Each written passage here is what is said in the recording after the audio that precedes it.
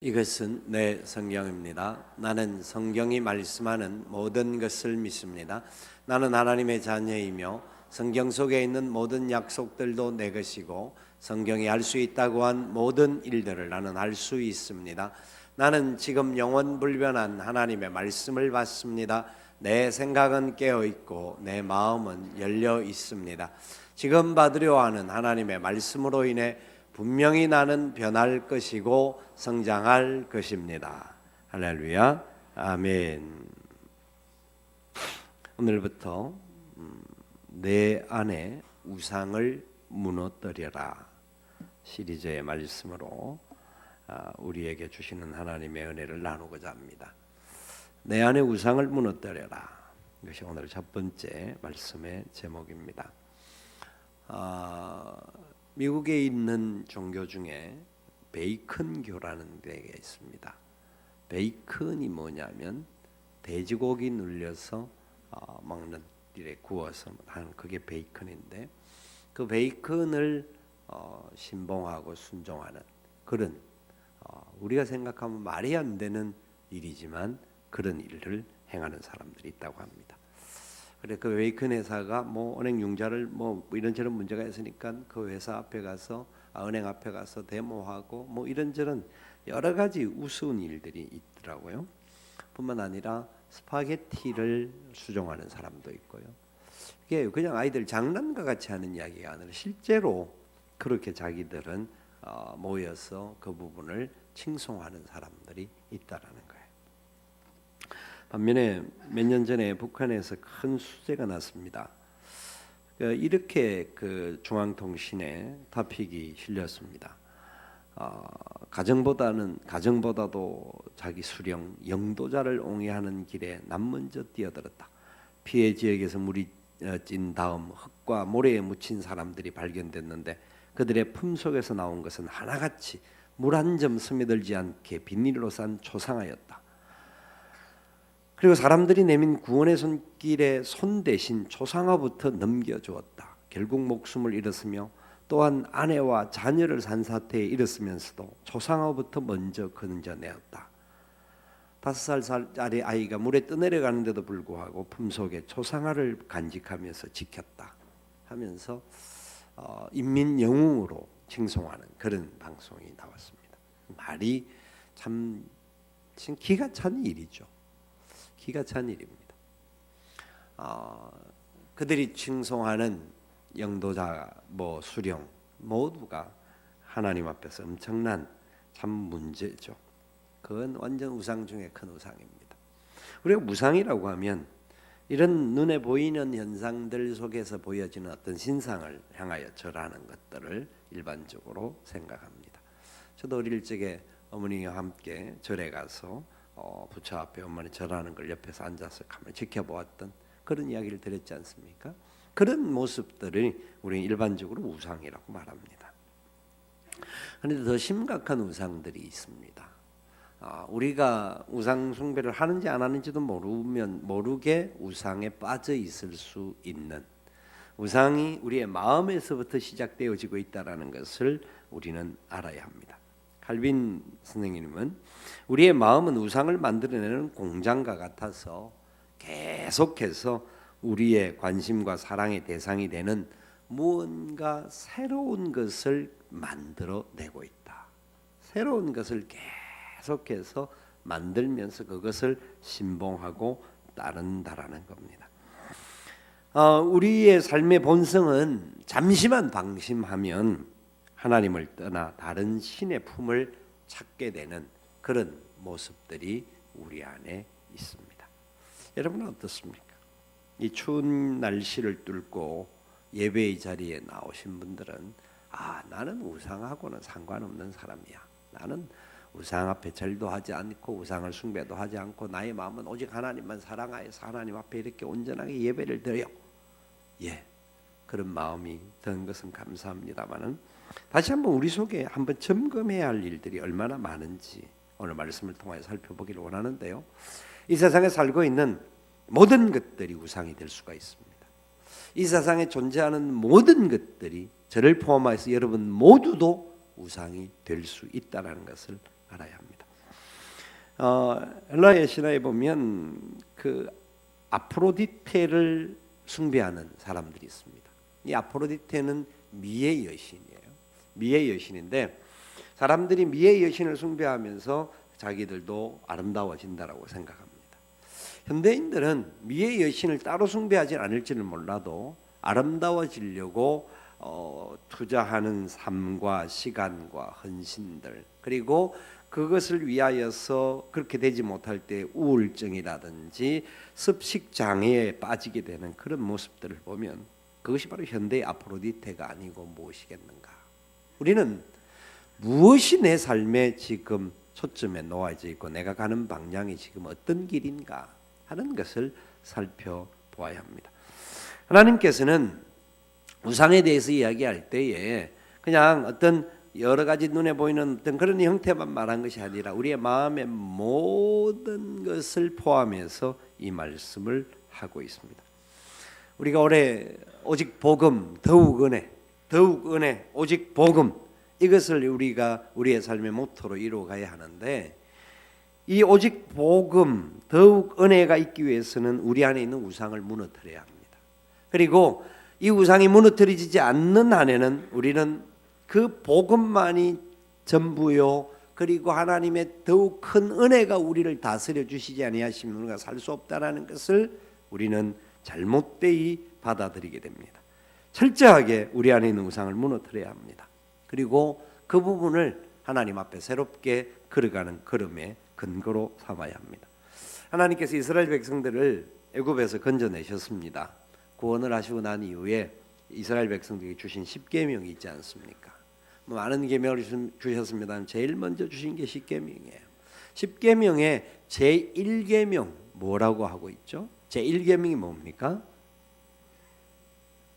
예, 아시는 것 같아요. 너는 내 앞에서 다른 신을 내게 두지 말라. 내 앞에 다른 신을 내게 두지 말라. 제2계명은 뭐죠? 1계명은 한 30명 정도 이야기하셨는데 2계명은 3명으로 줄어드네요. 제2계명은 알면도 불구하고 아마 겸손하셔서 말을 안 하시는 것 같은데 중요한 겁니다. 제2계명은 내 앞에 그래서 우상을 두지 말라고 말합니다. 그 우상을 두지 말라. 다른 신의 우상, 형태를 만들어서 우상을 두지 말라. 그러면 하나님 뭐라고까지 말씀하시냐면 나는 질투하는 여호와다. 하나님인데 질투하시는 분으로서 그런 우상을 섬기는 자들은 그의 자손의 3, 4대까지 하나님이 저주를 말씀합니다. 그리고 하나님의 말씀 앞에 온전하게 하나님을 섬기고 믿음으로 따라가는 자들에게는 언제까지? 1000대까지 복을 주시겠다. 놀라운 것을 말씀해요. 우리는 이 말씀을 들을 때에 우리 하나님 좀 너무 심하다. 너무 일방적이다. 너무 이거 편파적이 아닌가 하는 생각을 갖습니다. 세상의 일반적인 종교들이 가지고 있는 사람들이 볼 때도 그렇게 하나님의 사랑이라고 하시면서 어떻게 그런 부분들을 이야기할 수 있느냐 생각하기 쉬운데 얼마나 중요했으면 제1계명에 내 앞에 다른 신을 두지 말라. 너를 위하여서 우상을 만들지 말고 그것을 향하여 절하지 말라. 얼마나 중요했으면 하나님이 첫 번째, 두 번째 계명을 그 말씀으로 진행하시면서 하나님이 저주도 있고 복을 예비하는데 이것을 너희들이 알아야 된다. 이 말씀을 하셨을까요? 나는 상관없다고 생각하십니까? 나는 우상과 상관없다. 예, 그랬으면 참 좋겠습니다. 우상을 숭배하는 자들에게 하나님께서 어떤 징계를까지 내리냐면 특별히 출애굽기 20장 4절 5절에 이렇게 강하게 말씀할 뿐만 아니라 레위기 12장에 가면 우상 숭배하는 자는 돌을 쳐서 죽이라고 말합니다. 그래서 출애굽기 32장에 금송아지를 섬겼던 자들이 하루에 아침에 죽게 되는데 3,000명이 죽는 안타까운 일이 나타납니다. 진짜 우리 하나님은 사랑의 하나님이 아닌가? 뭔가 잘못된 그런 부분인가? 사람들이 생각할 만큼 끔찍한 현상들도 일어납니다. 왜요? 우리에게는 하나님께서는 이런 저주와 고통보다는 더 큰 복을, 더 큰 은혜를 주시기를 원하시기 때문입니다. 더 큰 은혜 안에 살 수 있도록 하기 위해서 이 원리를 가르쳐 주는데, 이 원리를 정확하게 알아야만이 우리의 삶의 자리에서 바로 살아갑니다. 나는 상관없다고 생각하십니까? 한번 체크를 봅시다.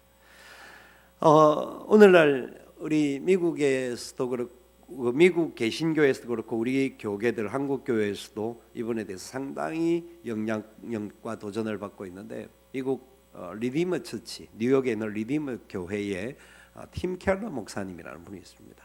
내일부터 하는 우리 처치 플랜팅, 이 도시교회 개척 운동들은 그 교회와 연결되어서 하는 거예요. 그래서 그 사역들을 우리가 하고 있는데, 이 팀 켈러 목사님이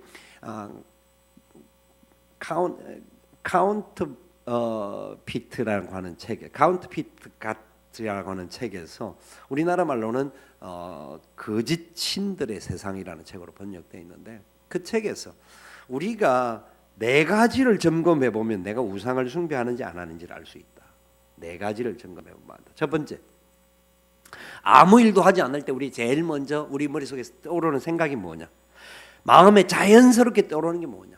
차를 마시든지, 아니면 뭐 운전을 해 가든지, 아니면 좀 휴식 시간을 갖든지, 그때 내 머릿속에 제일 먼저 떠오르는 게 뭐냐? 여러분, 무엇이 떠오르십니까? 무엇이 여러분들의 삶에 제일 우선됩니까? 저와 여러분 포함해서 모두가 하나님이 내 삶에 제일 먼저 떠오르지 않으면, 하나님이 기뻐하는 모습이 떠오르지 않으면 다 우상 숭배자들입니다. 우리는 예배를 드리는 사람들이기 때문에 나는 우상 숭배 안 한다고 생각합니다. 오늘 왜 이 말씀을 드리는지 우리는 말씀을 통해서 알아보게 될 것입니다. 사람들이 관심을 갖는 모든 것, 살아가면서 어떤 관심을 안 가질 수가 있겠습니까? 그러나 그 모든 것들이 우리의 삶의 중심에 있기 때문에 제일 먼저 떠오릅니다. 걱정거리기도 하고 염려거리기도 해서 먼저 떠오릅니다. 왜요? 내 힘으로 내가 그것을 해결해 보려고 하기 때문이죠. 두 번째 생각해 볼 게 있어요. 지금 이제 내가 돈을 가장 많이 사용하는 대상이 무엇인지를 살펴보십시오. 내가 무엇을 위해서 돈을 제일 많이 투자하고 있는지. 여러분, 무엇을 위해서? 부동산, 아니면 뭐 증권, 아니면 어떤 분들은 뭐 이런 것들은 나는 생각도 안 해. 복권 정도는 나는 해. 혹시 그렇지 않습니까? 아니면 어떤 분들은 난 다른 걸 몰라도 올해는 목표는 뱃살을 빼야 되기 때문에 미용을 위해서 내가 투자를 해야 돼. 예, 건강을 지키는 건 좋습니다만 내 중심이, 내 재정의 우선순위가 어디로 가 있는지를 보셔야 합니다. 내 자식에게만 꽂혀 있지는 않습니까? 우리의 돈이 어디로 사용되는지 가장 우선되어 있습니까? 점검해 보십시오. 세 번째요, 우리의 기도가 응답이 아니 되었을 때, 또 내가 원하는 뜻대로 일이 성사되지 않았을 때 우리가 어떻게 반응하는지 한번 체크해 볼 필요가 있습니다. 어떤 경우에는 뭐 응답이 안 돼서 마음이 실망이 돼 잠시 좌절할 수도 있습니다. 그러나 하나님의 사람이기 때문에 하나님 앞에 기도한 것 하나님이 마침내 때가 되면 이루어 주실 줄 믿습니다 하고 일어나야 되죠. 그런데 내가 하나님 위해서 얼마나 많이 수고하고 얼마나 많이 기도하고 내가 얼마나 많이 헌신했는데 하나님이 이렇게 나를 이 응답도 안 해주십니까? 그렇다고 한다면 여러분이 기도하는 그 제목이 우상일 수 있습니다. 그렇게 말하는 거죠. 네 번째, 내가 감정을 통제할 수 없을 정도로 지나치게 반응하는 경우가 있다는 겁니다. 그것이 우상과 연결되어 있습니다. 누군가가 우리 자녀들을 향하여서 뭐 욕을 한다, 뭘 한다, 이렇게 지적질을 한다 하면 막 흥분을 하는 사람이 있습니다. 왜? 그 자녀가 우상이기 때문에 그렇습니다. 자기가 자기의 모습을 향해서 누군가가 막 또 이렇게 하고 저렇게 지적을 하면 그게 또 막 흥분하고 대처합니다. 왜? 자기가 자기 자신의 우상이기 때문에 그렇습니다. 여러분 어떻습니까? 나는 아무 상관없다고 생각하십니까? 너무 감사하죠. 그렇게 살면 얼마나 좋겠습니까? 왜 하나님께서 제1계명, 2계명을 통하여서 내 앞에 다른 신을 두지 말라, 그들을 위해서 우상을 세우지 말라, 절하지 말라고 말한 줄 아십니까? 1계명, 2계명이 너무나 중요한데 1, 2계명은 동전의 양면과 같은 겁니다. 동전의 양면. 하나님이냐 우상이냐, 그 삶을 사는 사람들에게 그렇지 말아야 될 것을 강조하는 겁니다. 우리는 온전히 예배할 분을 예배해야 되고 예배하지 말아야 할 것은 예배하지 말아야 되는데 거꾸로 사는 경우들이 있습니다. 우리의 삶 속에서 사용해야 될 대상들을 예배하는 경우나 혹시 예배해야 할 대상에 대하여서 사용하는 존재로서 그렇게 살아가고 있지는 않습니까? 그것이 바로 우리가 우상을 우리의 삶 속에 붙들고 걸어가고 있는 그런 모습이라는 겁니다. 여러분, 우상 숭배라는 게요, 뭔가 큰 이렇게 제사상을 차려놓았다, 어떤 돌 앞이다, 나무 앞이다, 하늘의 일월 성신을 보고 절한다, 이것 아니래도요, 우리의 마음속에 얼마나 많은 부분이 우상이 자리 잡고 있는지 모릅니다. 오늘 우리는 이 말씀을 통해서 내 삶의 첫자리에 뭐가 있는지를 체크해야 되고 그 첫자리에 있는 부분들을 진정으로 첫자리에 앉으셔야 할 분과 바꾸어야 합니다. 그래서 내 삶에 참된 만족과 기쁨, 진정한 복음의 은혜와 능력을 붙잡고 걸어갈 수 있는 것이 되어야 됩니다. 여러분, 흉악한 것들만 눈에 그것이라고 하면 우리는 그냥 피하기 쉬워요.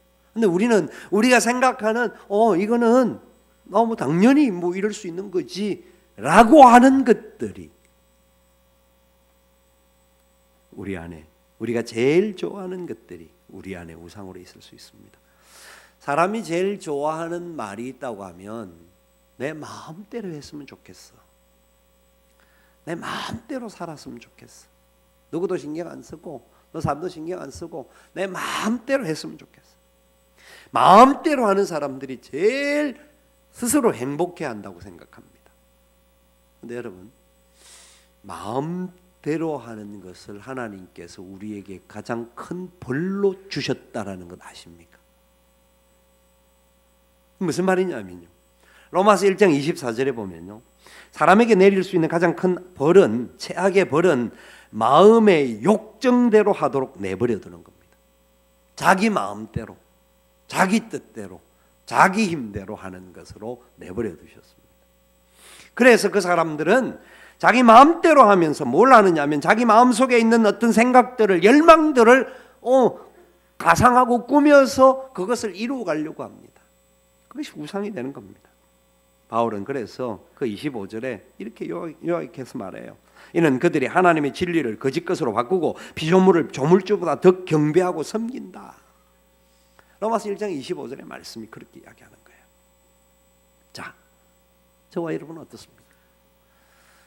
우리 안에는 우상이 없을 수가 없습니다. 육체에 사는 존재는 하나님의 나라와 세상 나라를 함께 공존하기 때문에 우리는 우상이 아니라고 생각하는 것들, 우리도 모르게 우리 안에 우상으로 들어와 있습니다. 그래서 진정한 자유와 기쁨과 행복을 못 누리고 우상에 의하여서만 만족하고 우상에 의하여서만 행복해질 수 있다고 생각합니다. 이거 이루어져야만이 행복하다, 이거 이루어져야만이 나는 만족한다. 여러분, 그거 이루어지면 만족할까요? 바로 그게 우상인데, 여러분 잘 아셔야 됩니다. 오늘 본문에 왜 하나님이 아브라함을 통하여서 우리에게 말씀하시려고 하실까? 많은 분들이 이 아브라함의 이야기를 가지고 실제로 좀 과장해서 아브라함이 100세에 얻은 아들을 우상과 같이 여기니까 하나님께서 아브라함에게 마지막 테스트를 하셨다, 이렇게 해석하는 사람들이 많습니다. 근데 저는 그런 부분이 없지 않아 있기는 하겠지만 이 말씀을 지금까지 제가 계속 창세기를 가지고서 말씀을 드릴 때 이 아브라함의 이야기를 할 때에 아브라함의 부족함과 연약함과 문제가 있음에도 불구하고 하나님께서 아브라함을 만들어 가셨단 말이죠. 아브라함을 만들으셔서 마침내 100세의 아들을 주셨단 말이에요. 그 주신 아들을 향하신 하나님의 계획을 아브라함이 알기 때문에 아브라함이 하나님 앞에 아들을 바치라 할 때 기꺼이 바쳤다라고 설명을 드렸습니다. 기꺼이, 거부하지 않고 기꺼이 바쳤다. 그렇다고 한다면 아브라함이 과연 그쪽 면 아들이 아브라함의 절대 우상이었을까? 그거는 아닌 것 같다라는 생각 때문에 이걸 목사 답이 제대로 풀려지지가 않아요. 풀려지지 않아서 뭐 다른 뭐 좀 피곤함도 있기는 했지만 이런저런 상황도 있지만 사실 이게 머리에 답이 딱 안 오니까 하여튼 잠이 안 오는 거예요. 잠이 안 와서 계속 누워서 이런 생각 저런 생각하면서 뒤척거리는데 이 말씀의 원리가 하나님이 왜 아브라함을 통하여서 우상에 대한 이야기를 하게 할까? 많은 분들이 이 본문을 가지고 이야기를 할까 하는 내용이 답이 잡히는 것이 오더라. 자, 무슨 말이냐? 우리는 아브라함이 아들을 100세 얻었으니까 인간적인 생각으로 봐도 100세라고 하는 나이 아들을 얻다면 얼마나 좋겠습니까? 쉽게 예를 들어서 그 정도는 아니겠지만 많은 친구 목사님들이 요새 만나면 이런 나 아니냐 두 개로 나눠집니다. 한 사람은 손주의 사진을 가지고 있느냐 없느냐. 손주 사진을 가진 사람들은 손주 사진을 보여주면서 자꾸 누가 보여달라고 했냐고요. 누가 뭐 보고 싶다고 했냐고요. 근데도 보여줍니다. 그분들이 손주를 우상으로 섬기지는 않겠죠. 그런데 잘 생각하면 만약에 자고 일어나서 제일 먼저 생각나는 사람이 존재가 손주라고 하면 우상일 수 있습니다. 여기는 극단적인 표현일 수는 있습니다만은 뭐 우리가 자고 일어나서 하나님 생각 못할 수는 있어요. 손주가 생각날 수 있어요. 그러나 생각날 때에 하나님이 주신 손주임을 기억해야 합니다. 손주 자체가 중요한 게 아니라 하나님이 그 아이를 우리에게 선물로 주셨다라는 것을 고백해야 합니다. 생각이 나더라도. 그래야 그 아이를 보는 관점이 달라집니다. 우리의 삶 속에 아브라함이 저는 뭐 아들을 사랑을 한 것 같아요. 그래서 오늘 본문에 보면 한 가지는 확실하게 이제 이야기할 수 있는 게 2절에 보니까 내 아들 내 사랑하는 독자 이삭. 그냥 내 아들 이삭을 데리고 이렇게 말했으면 뭐 그냥 그렇게 절대 아니다고 말할 수 있을 것 같은데 하나님이 좀 길게 이야기를 해요. 내 아들 내 사랑하는 독자 이삭을 데리고 이렇게 말하는 거 보니까 사실 아브라함도 하나님에 대해서는 절대적인 믿음이 있었지만 한쪽 구석에는 인간이니까 아들에 대한 강력한 애착심도 있었겠구나. 그래서 하나님이 내 아들 내 사랑하는 독자 이삭이라고 꼭 집어서 말하지 않았겠는가.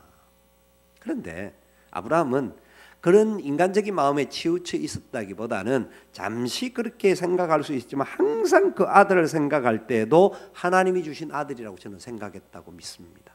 그렇게 믿어집니다. 왜? 하나님이 말씀을 할 때 아브라함이 어떻게 했습니까? 기꺼이 하나님을 향하여 데리고 갑니다. 5절 말씀 같이 읽어볼까요? 5절 말씀 읽어봅시다. 이에 아브라함이 종들에게 이르되 너희는 나귀와 함께 여기서 기다리라. 내가 아이와 함께 저기 가서 예배하고 우리가 너희에게로 돌아오리라 하고. 저기 가서 무엇하고? 예배하고. 무엇하고요? 예배하고. 예배라는 말에 동그라미 한 10개쯤 쳐도 됩니다. 저는 이 단어가 이거구나. 아브라함이 3절에도 아침에 일찍 일어났다고 했습니다. 바로 즉시 순종했다라는 것을 봅니다. 그러니까 아브라함은 마음이 사람 쪽으로 치우쳐 있다기보다는 아들에게 치우쳐 있다기보다는 하나님 쪽으로 그의 마음은 더 확실히 가 있었습니다. 하나님 말씀하시면 무엇이든지 순종하는 사람이었습니다. 무엇이든지. 그게 근거가 되어지기 때문에 하나님이 아브라함에게 명령하셨다고 저는 보게 됩니다. 하나님이 아브라함 명령하신 이유는 아브라함이 내가 하는 말에 대해서 전적 순종하고 그리고 무엇을 고백할 것인지를 하나님은 아셨기 때문이다. 무슨 말인지 이해가 되시나요? 여러분 이거 아셔야 됩니다. 우리는 아브라함이 하나님 앞에 나아갈 때에 행했던 고백들이 히브리서 11장에서는 히브리 저자가 이렇게 고백을 하고 있습니다. 17절 이하의 19절까지 말씀인데요. 아브라함은 시험 받을 때에 믿음으로 이삭을 드렸으니 그는 약속들을 받은 자로 돼 그 외아들을 드렸느니라. 같이 읽을까요? 그에게 이미 말씀하시기를 내 자손이라 칭할 자는 이삭으로 말미암으리라 하셨으니 그가 하나님이 능히 이삭을 죽은 자 가운데서 다시 살리실 줄로 생각한지라 비유컨대 그를 죽은 자 가운데서 도로 받은 것이니라. 아멘. 아브라함은 머뭇거리는 것보다는 이미 100세의 아들을 주신 하나님을 경험하였고 그 하나님에 대한 온전한 믿음이 있었기에 하나님이 아들을 달라 내게 바쳐라 말할 때 이유가 있다. 내 생각으로는 이해가 안 되고 말이 안 되는 일이지만 하나님이 말씀하셨다고 하면 이유가 있구나 하고 바친 겁니다. 자, 이번 때도 똑같이 물었는데요. 우리 성가대원들에게 똑같이 물었어요. 여러분들 보고 먼저 만약에 이게 제가 하는 말이 아니고 하나님께서 지금 말씀하신다고 생각하면 여러분 재산 다 팔아서 1억씩 헌금을 해라. 이러면 뭐라고 말하겠습니까? 목사가 저 어디다가 뭐 하려고? 요 생각이 먼저 들겠습니까? 아멘 하겠습니까?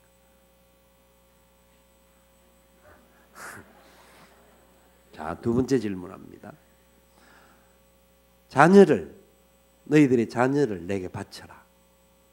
하나님 말씀하십니다. 어떻게 할래? 이거는 진짜입니다. 하나님이 우리는 돈에 대해서는 굉장히 다른 부분으로 민감해서 이걸 그렇게 생각할지 몰라도 하나님은 우리 제일 좋은 것을 바치라고 그래. 자녀를 바치라고 그래. 이 성가대원들만의 문제가 아니에요. 여러분 웃었는데 여러분 뭐 말하면 뭐 어떻게 답하실랍니까? 저보고도 마찬가지입니다. 하나님은요 자녀를 바치라고 하셔요. 왜? 그 자녀가 내게 아니고 하나님의 것이라고요. 저와 여러분의 자녀들이 내게 아니라는 겁니다. 아멘. 바치라는 게 하나님께서 지금 어떻게 뭐 제단에 제물로 바치고 아니면 목사로 바치고 이런 눈에 보이는 말을 하지는 않아요. 우리의 삶의 자리에서 이 자녀가 하나님의 선물이요 하나님이 내게 맡겨주신 자녀다. 그 믿음을 가지고 있으면 아이들을 대하는 태도가 달라집니다. 하나님의 관점으로 아이들을 대하게 됩니다. 내 새끼라고 내 아이라고 내 마음대로 하고 싶어하는 마음들이 우리는 얼마나 많습니까? 하나님 그 마음 가지지 말라는 겁니다. 이 자녀 너희 자녀가 아니고 내가 너에게 맡겨준 내 자녀다라고 말씀하고 계셔요. 그런데도 안 바치겠습니까? 맡겨드려야죠. 맡기기만 하면 하나님 책임져 주신다는데요. 하나님께 우리는 드리지 못하니까 맡기지 못하니까 하나님이 책임져 주실 은혜를 못 누리는 거예요. 아브라함이 오늘 본문에 예배하러 갔다고 말하고 있지 않습니까? 자기 자녀를 드리면서 하나님께 무엇하고 오겠다? 예배하고 오겠다. 내 앞에 다른 신을 두지 말라. 이 말씀과 이 예배와 무슨 상관이 있을까요? 우상을 향하여 절하지 말라. 이것과 예배하는 것과 무슨 상관이 있을까요? 같은 말입니다. 같은 말이라고 저는 봐요. 우리가 지금 이 한 시간 드려지는 예배가 여러분 하나님 앞에 드려지는 예배인가요? 하나님 앞에 내 아들 이삭을 드리는 심정으로 드려지는 예배일까요? 한번 생각해 볼 필요가 있습니다. 우리는 한 시간의 예배조차도 막 몸살이 납니다. 묵상도 많이 하고 어떤 분들은 열심히 독서를 하는 분들도 있어요. 평상시에 안 하는 주보 탐독을 하고 막 열심히 왜 그러는지 모르겠어요. 그래요. 그 주보를 통하여 주보도 좋은 말씀이 다 있으니까 통하여서 은혜를 받으려고 하는데 하나님은 우리에게요 어줍지 않게 요구하는 적이 없습니다. 아들을 바쳐라. 다른 말로 하면 이겁니다. 마음을 다하고 목숨을 다하고 뜻을 다하고 힘을 다하여 주 너희 하나님을 사랑하라. 그게 우리 예배의 첫 번째입니다. 이게 공식으로 드려지는 예배만 그럴까요? 다른 예를 들어볼까요? 우리가 보통 무슨 행사를 하려고 하면 뭐 회의를 하기 위해서도 예배 드리고 뭘 하고 예배를 드리는데, 회의 때문에 그 다른 일 때문에 체육대회를 한다 뭘 한다 하면 야외에 가서도 야외 뭐 하기 위해서 예배를 먼저 드리는 게, 우리는 그리스도인이니까 예배를 드리잖아요. 드리면 뭐라고 생각? 빨리 빠져 조금 빨리. 단순히 시간을 길게 하기 때문에 예배가 깊어지는 것 아니에요. 짧게 해야 돼요. 사실 그 상황에서는 경우에 합당한 말이 아로새긴 은쟁반의 금사가라고 하는데, 합당하게끔 시간은 짧게 해야 되는 게 맞아요. 그러면 이 예배의 마음이 체육대회를 한다, 야외를 한다, 뭘 다른 일을 한다와도 동일하게 연결되어져야 돼요. 자, 우리가 이게 1시간 예배를 정중하게 잘 드렸습니다. 그럼 예배 잘 드린 거죠. 1시간 잘 드리고 또 길게 우리의 마음을 다해서 예배를 드렸으니까 예배를 잘 드렸어요. 그러면 이 이후에 나가서 일주일 동안 이 시간 이후에 모든 시간, 오기 전 시간과 이후의 모든 시간 내 마음대로 하면 됩니까? 우리는 그렇게 살잖아요. 그렇게 여러분, 저도 그런 경우 많거든요. 그렇게 살 때가 많아요. 순간 잊어버리고 그냥 세상의 육의 생각대로 내 마음 욕심 따라 내가 하고 싶은 행동들을 할 때가 참 많아요. 하나님이 요구하시는 것은 네 삶이 모두가 예배였으면 좋겠다. 네가 어떤 일을 행하든지 그 삶이 예배가 되었으면 좋겠다. 그 말은 나와 함께 하자라는 거잖아요. 하나님이 함께 해주시겠다라는 거잖아요. 아브라함은 그걸 깨달은 사람이니 하나님보다 자기 아들을 더 사랑했다라는 말은 저는 인정할 수 없는 부분이 되는 것 같아요. 보세요. 우리가 많은 시간 예배하지 않아도 어떤 상황이든지 10초를 들여도 예배할 수 있습니다. 어떤 문제를 만날 때 말을 해야 되는데, 어떤 대처를 해야 되는데, 그때 눈을 뜨고도 예배합니다. 10초 동안. 하나님, 이 상황의 주인이 되시고 우리를 다스리시고 말할 것을 기억나게 하시고 하나님 뜻을 이루게 하여 주옵소서. 그런 마음으로 부딪히면, 어떤 상황이 오면 두려움이 없으십니다. 어떤 말을 한다 하더라도 내가 하는 말을 하나님이 주시는 말이야. 하나님은 담대하게 이야기할 수 있습니다. 사람을 두려워 않습니다. 왜? 우리는 하나님을 예배하고 그분을 높이는 자인데, 사람은 예배의 대상이 아니고 사람은 그 사용해야 될 대상들이에요. 사람이나 돈이나 모든 환경들은. 예배를 받으실 분은 하나님이에요. 하나님 앞에서 두려움을 갖는 사람들은 사람을 그렇다고 무시하고 괄시하고 이렇게는 안 하죠. 하나님을 사랑하는 만큼 이웃을 사랑하는 마음이 동일하게 나타나는데, 그러나 그 사람에 대하여서는 그런 두려움의 대상이 되지는 않는 거죠. 사랑의 마음으로 당당하게 이야기할 수 있고, 하나님을 향한 이 당당함 속에 만약에 시험을 치른다, 면접을 한다, 또 어떤 위기가 찾아온다, 순간순간 예배하여 순간순간 하나님이 내 삶의 주인입니다. 하나님 이 문제의 주인입니다. 하나님 내가 이 문제의 노예가 되지 말게 하시고 이 문제를 섬기지 않게 도와주옵소서.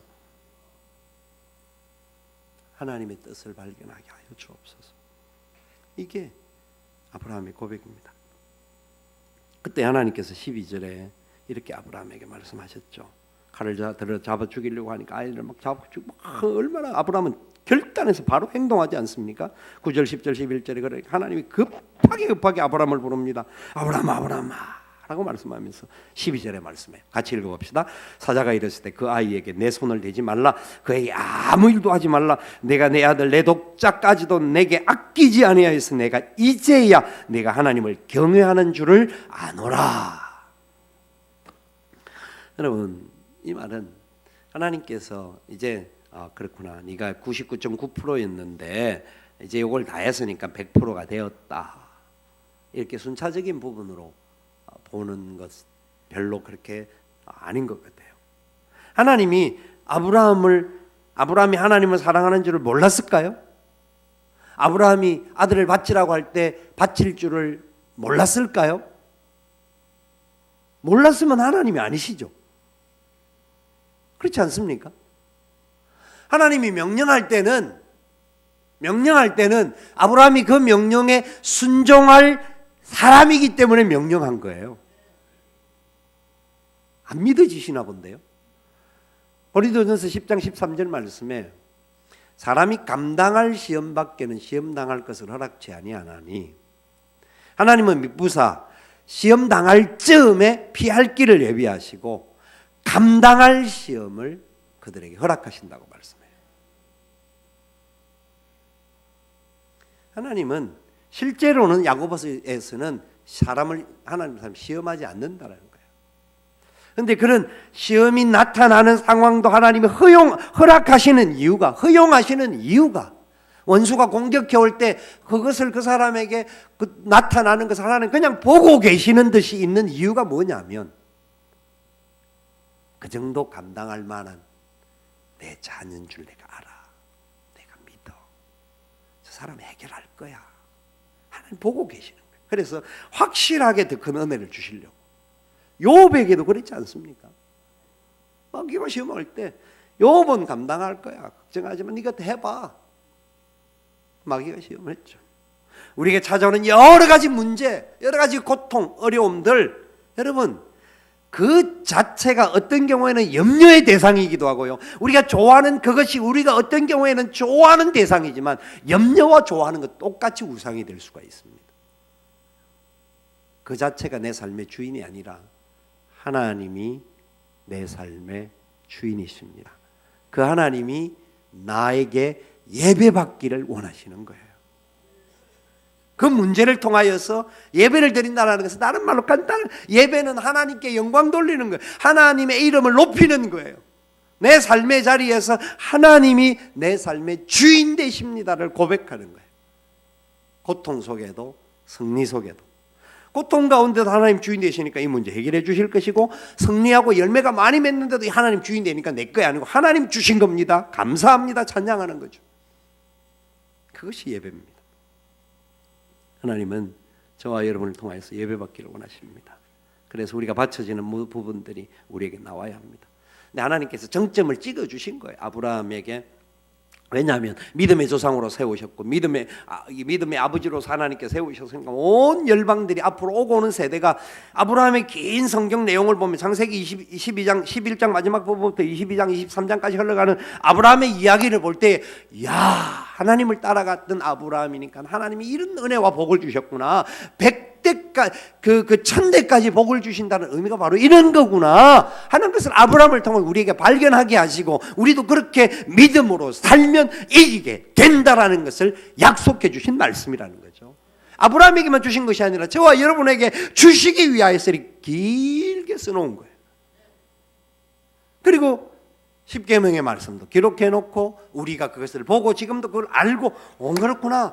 내 앞에 다른 신을 세우지 말고 우상을 향하여 절하지 말아야 되구나. 하나님만을 모셔야 되구나. 그래야 하나님이 주신 복음 때문에 그 은혜 때문에 우리가 더 큰 은혜를 누리는 거구나. 그걸 깨달으라는 거죠. 여러분 하나님은 지금도 과거에도 미래에도 살아계신 분이십니다. 우리와 함께 하시기를 원합니다. 혹시 아직 못 믿어온 것이 있습니까? 내가 붙잡고 있는 내 사랑하는 독자 이삭이 혹시 없습니까? 내 아들, 내 사랑하는 독자 이삭을 우리는 혹시 아브라함의 믿음 정도는 못 가지고 있다고 보니까 자꾸 하나님보다는 이 문제와 이 상황이 더 크게 내게 다가와 있지 않습니까? 오늘 하나님 저와 여러분에게 똑같이 말씀합니다. 내 아들, 내 사랑하는 독자 이삭을 내게 바쳐라. 내게 바쳐라. 그것만 바치면 그것은 사라지게 되고 하나님의 은혜와 능력과 권세가 저와 여러분들에게 천대의 복으로 채워줄 줄 믿습니다. 그 믿음으로 달려가는 우리 모두가 되기를 살아계신 예수님의 이름으로 축원을 드립니다. 아멘. 우리 함께 찬양하며 주 앞에 나아가기를 원합니다.